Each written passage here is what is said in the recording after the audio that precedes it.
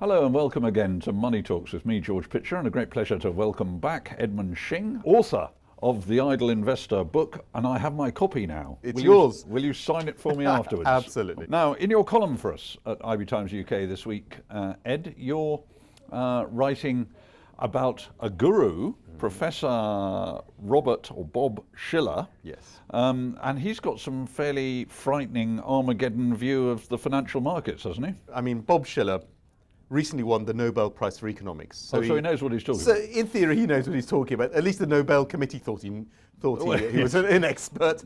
And he published a book called Irrational Exuberance back in 2000 and said stocks look a bit expensive. And guess what?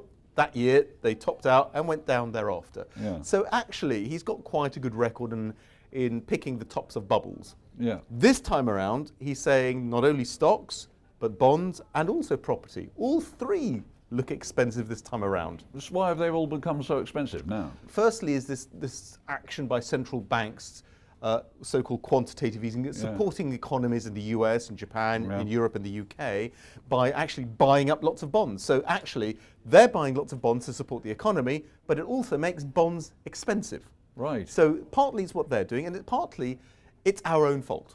It's our own fault. People today are more nervous about their financial futures, and so they're saving more. And the fact that they save more actually makes all of these assets more expensive. Is this a delayed recession that we seem to have avoided, that was sort of promised to us after 2008? And things never got as bad as anybody said. It's almost as if they've teetered along on the edge of the cliff and Bob Shiller is saying, now it's going to fall off. I don't think it's quite as bad as that, but there is an element of, normally after a recession, in the recovery, you'd expect people to be earning a lot more money and therefore spending a lot more money. Yeah. Now, first of all, in this recovery, we're not earning a lot more.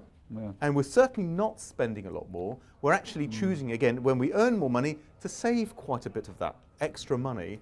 And that's why these asset classes where we're shoving our money, bonds, shares, property, think about the buy-to-let market, think about the London property market, I would say that looks very overvalued. That's where we're sticking our money these days because we're uncertain about our own financial futures. So if it's expensive, though, where should the ordinary investor be putting their money? Presumably getting it out of investments and keeping it in cash. Well, cash is even worse, though, George, Yeah, well, because think about it. There's no cash interest savings on that. rates, you're lucky, you get 1.4%. That's your lot, which is a historic low. So even in cash, it's pretty, exactly. So there's nowhere to go. You've got to look around a bit. But I found three areas which I think could be interesting. The first one is what we call the UK AIM market of smaller companies. So these are very much smaller, high-growth companies. And as a group, they've actually not done as well as the FTSE 100 over the last year or so. But they are starting to pick up now. So I think that these smaller companies are one area.